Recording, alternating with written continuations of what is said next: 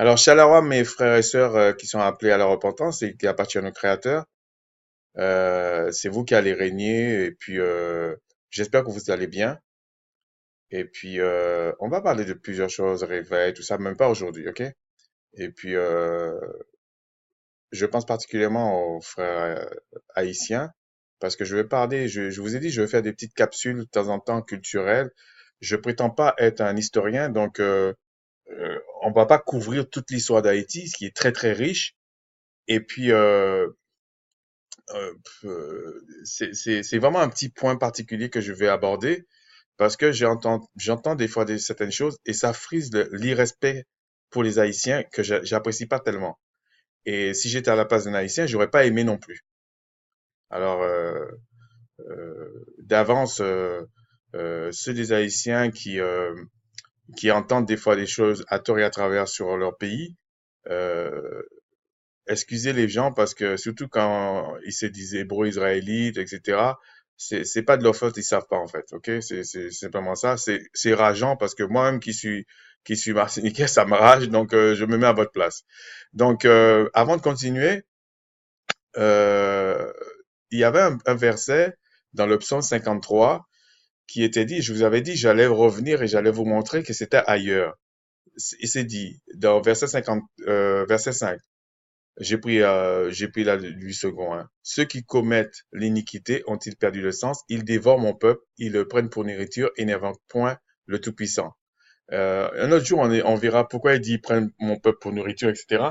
C'est vraiment quelque chose qui se passe sur le plan spirituel et que ben il faut savoir que ça existe et que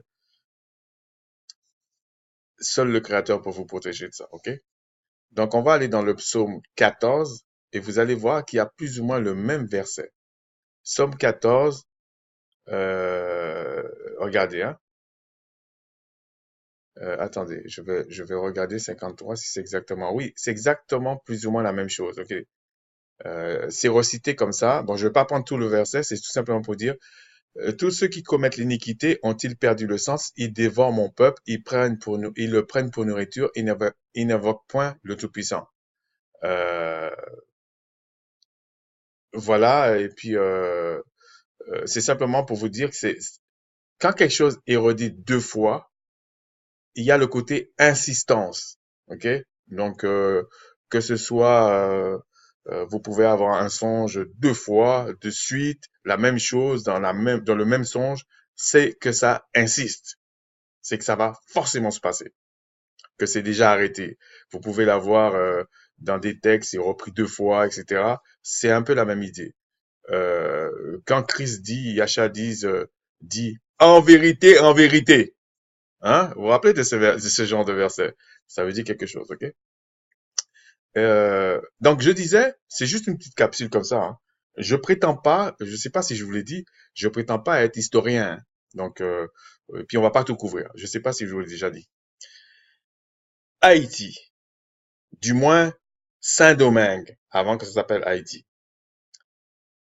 Ils ont pris nos ancêtres israélites, hébreux-israélites, et ils les ont embarqués de force. C'était horrible.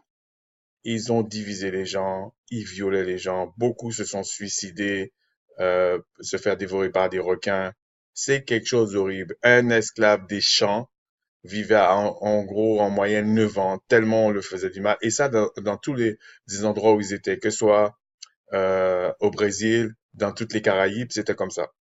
Et à cette période-là, on a su après, jusqu'à maintenant, pour vous montrer que c'était un commerce très lucratif. Les pays occidentaux n'ont jamais gagné autant d'argent jusqu'à maintenant. Donc c'était très lucratif et c'était très difficile de vouloir faire arrêter ça.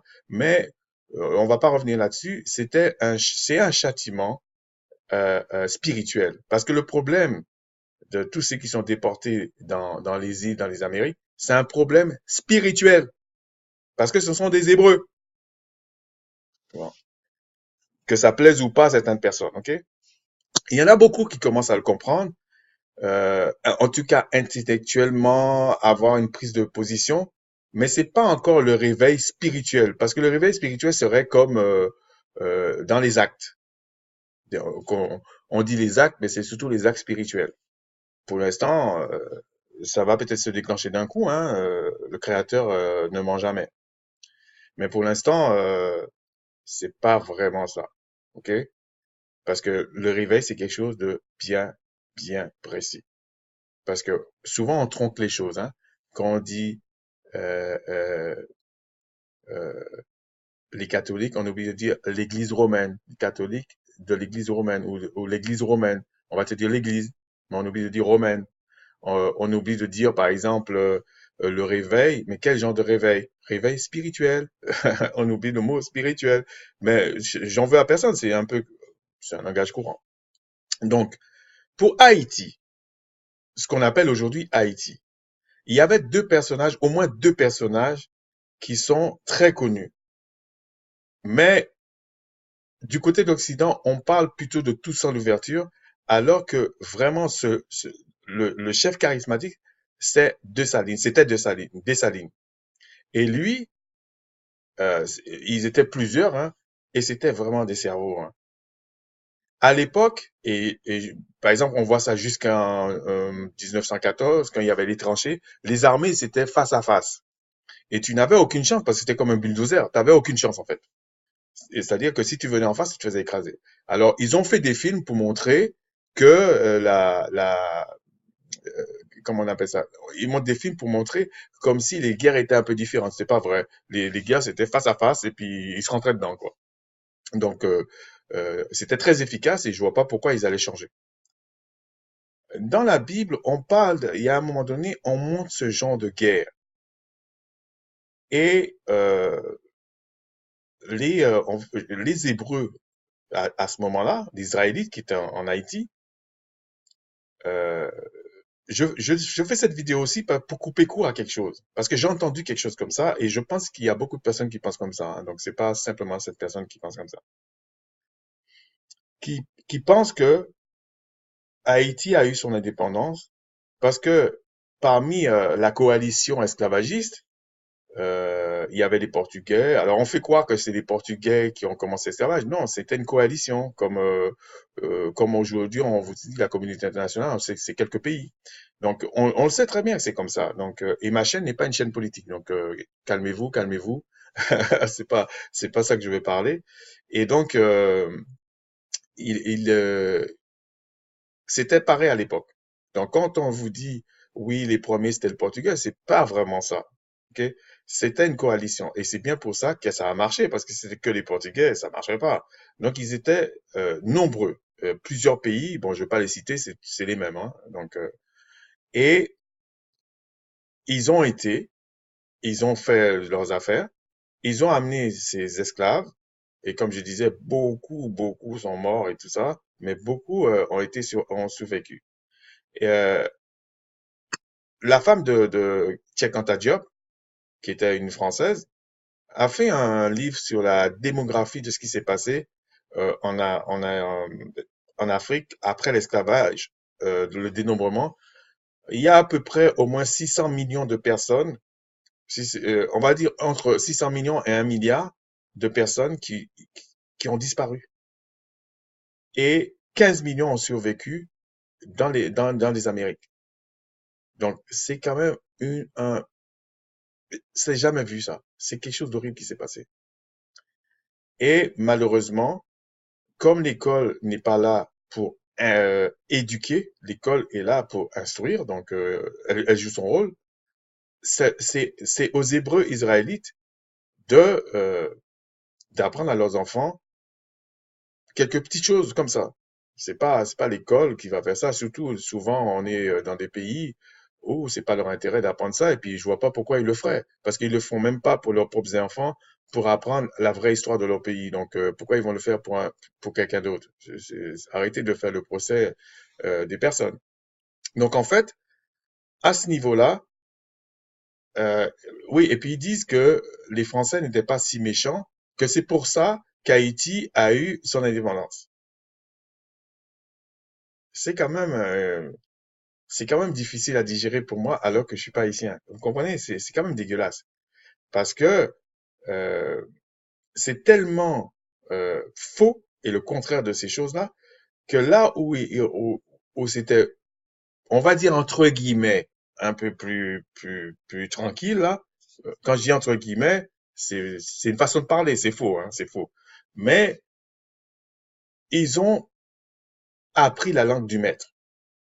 Vous voyez, aux États-Unis, au Brésil, des gens comme ça. Et pourtant, c'était déjà très, très dur, hein. Mais dans les endroits francophones, il y a eu le créole. Et le créole n'est pas une déformation du créole, du français, comme à La Réunion. C'est pas du tout pareil.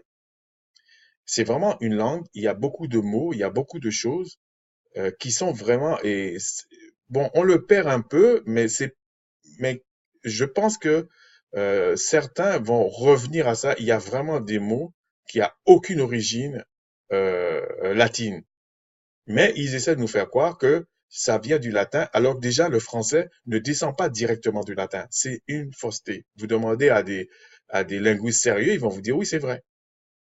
Donc il y a beaucoup d'approximations comme ça fait mieux de dire que le français est latin et descend du latin. C'est mieux que de dire que le français, en fait, il descend d'un melting pot de beaucoup de choses. Ça fait moins bien, tu vois. Tu vois. Donc je comprends. Et donc, ils ont décidé, parce que l'armée napoléonienne, en tout cas la cargaison qui était là, bien sûr, c'était pas 100% de l'armée de Napoléon, mais c'était une très très grosse cargaison. Donc, ils n'étaient pas venus pour rigoler, contrairement à ce que les gens essaient d'expliquer. Et c'était pas, parce que comme je vous ai dit, c'était quelque chose qui rapportait beaucoup d'argent. Donc, on lâche pas ça comme ça. C'est un gros business. Donc, ils se sont dit, non, non, c'est pas possible, on peut pas lâcher ça. Donc, il y avait beaucoup de l'armée napoléonienne qui était là. Qu'est-ce qu'ils ont fait? Ils ont toujours employé la même technique face à face. Donc, ces esclaves, parce que c'est pas des descendants d'esclaves qui étaient là, c'était des esclaves. Donc, c'était vraiment des Hébreux israélites, c'était pas encore des Haïtiens. Et qu'est-ce qu'ils ont fait? Euh, il y avait certains qui étaient du sang royal, ok? Donc, ils avaient une technique de guerre. Les Haïtiens appellent ça le marronnage, et je vais vous dire le nom aujourd'hui qu'on donne pour camoufler ça. C'est quelque chose d'unique qui s'est passé. Donc, ils partaient dans les bois et même là, ils mangeaient une soupe pour se donner la force et ils réattaquaient. En fait, ce qu'ils faisaient, ils attaquaient devant, derrière, au milieu et puis ils repartaient dans les bois. Il y avait même parmi eux des nègres, on va dire, de maison qui, et c'est pas péjoratif à ce niveau, certains aidaient même ces nègres des champs qui partaient. Donc, ils attaquaient comme ça et puis ils ont fait tomber la cargaison de Napoléon. C'est-à-dire qu'ils attaquaient devant, derrière, au milieu. Et comme je vous dis, les Haïtiens appellent ça le marronnage. Donc, ils attaquent un point et ils repartent dans les bois. Ils attaquent un point, ils repartent dans les bois. Ils attaquent un point, ils repartent dans les bois. Parce que figurez-vous, ils n'avaient pas une armée. Ils avaient que des gens courageux. C'est ça, la chose. Et déterminés. Et quand ils ont fait ça, quand ils ont eu, ils ont eu une guerre de libération. Après ce qui s'est passé, je mets des doutes. Et il n'y a pas que moi, hein. Est-ce que vraiment qu'on appelle ça une république, la première république noire? Est-ce que c'est quelque chose qui est lié à la franc-maçonnerie? C'est vraiment une liberté. Donc ça, c'est encore autre chose. Je ne parle pas de ça. Je parle de la guerre. C'était vraiment une guerre de libération et c'était vraiment quelque chose de bien précis. Donc ça n'a jamais été parce que les Français les aimaient, qui les ont entraînés et qui fait ça. Puisque eux-mêmes, ils avaient une technique de guerre que les Français à l'époque ne connaissaient pas. Et regardez tellement comment cette chose était innovatrice, cette technique, c'est que jusqu'en 1914, ils se tapaient l'un en face de l'autre. C'est pour ça qu'ils ont fait les tranchées. Je vous ai dit que l'intelligence n'est pas née que chez eux ou que chez l'autre. Hein? C'est des faits factuels, vous pouvez contrôler ça, vous pouvez aller vérifier ça. Et ils ont même été aidés, certains pays d'Amérique du Sud, à se départir de certaines choses. Et là, ils ont appelé ça la guérilla. Donc tout le monde connaît cette technique-là sous le nom de guérilla. Mais en fait, ça vient des Haïtiens, on va dire pas des Haïtiens, des Hébreux israélites qui étaient sur la terre de Saint-Domingue. Mais eux, aujourd'hui, dans la partie francophone, on appelle ça marronnage. Mais pour la plupart des gens, ils vont appeler ça guérilla. Parce qu'il faut pas montrer que c'est des nègres qui savaient faire ça. Alors voilà, c'était juste une petite capsule comme ça. Juste, je vais le faire de temps en temps pour certaines petites choses. Et puis, je vous dis à tous ceux qui sont appelés à la repentance et qui sont du peuple du Créateur, Shalawam.